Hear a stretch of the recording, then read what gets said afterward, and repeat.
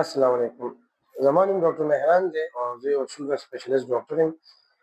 شمسي روډ باندې حیات میډیکل اینډ سرجیکل کمپلیکس کې کنسلټیشن لپاره د 3 بجو تر ماسپښین پورې اویلیبل یم.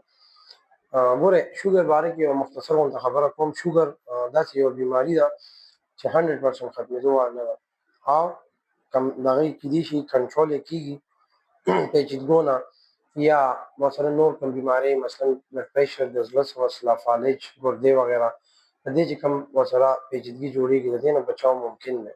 د دې لپاره یو سپیشلیست ډاکټر سره مشوره ضروري ده چې هغه تاسو ته یو پراپر ډایټ درکړي یا ورسره څه میډیکیشن ضرورت یې هغه درکړي.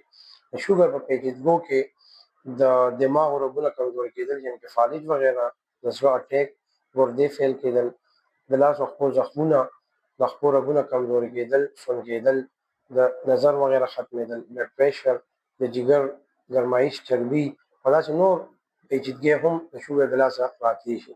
نو که تاسو ته شوګر وي او ټیسټ هم کړي وي نو پکار ده چې تاسو د دې پراپر ټریټمنټ وکړئ.